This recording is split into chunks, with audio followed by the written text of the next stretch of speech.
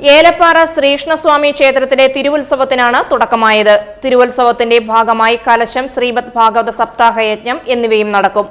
10 ദിവസങ്ങളിലായാണ് ഉത്സവ ആഘോഷ പരിപാടികൾ ക്ഷേത്രത്തിൽ നടത്തുന്നത്.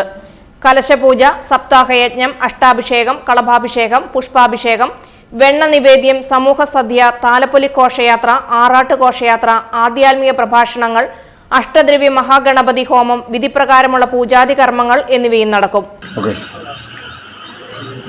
ഏലപ്പാറ ശ്രീകൃഷ്ണസ്വാമി ക്ഷേത്രത്തിലെ ഈ വർഷത്തെ തിരുവുത്സവം 2026 എന്ന പേരിൽ മുൻ വർഷങ്ങളെല്ലാം അപേക്ഷിച്ച് വളരെ ആർഭാടപൂർവ്വം തന്നെയാണ് നടത്താൻ ഉദ്ദേശിച്ചത്. അതിൻ്റെ ഭാഗമായിട്ട് ഇന്നിവിടെ കലശ പൂജാതി കർമ്മങ്ങൾ നടന്നുകൊണ്ടിരിക്കുകയാണ്.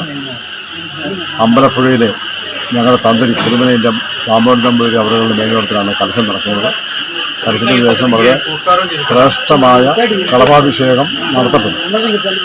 കളഭാഭിഷേകം വളരെ അതിപ്രധാനമായ ഒരു ചടങ്ങാണ്. അത് നടത്തുന്നുണ്ട്. അതിനുശേഷം ഉത്സവം നല്ല ഗംഭീരമായി നടത്താൻ വേണ്ടിയുള്ള ഒരുക്കങ്ങളെല്ലാം ക്ഷേത്ര കമ്മിറ്റി ആരംഭിച്ചിട്ടുണ്ട്. ഇവിടെ 5 ഘോഷയാത്രകളാണ് ഈ ഉത്സവത്തിന് ഞങ്ങൾ അറേഞ്ച് ചെയ്തിരിക്കുന്നത്. ചടങ്ങുകൾക്ക് ക്ഷേത്രം president VP Babu, secretary Biju Gopal എന്നിവർ നേതൃത്വം നൽകും.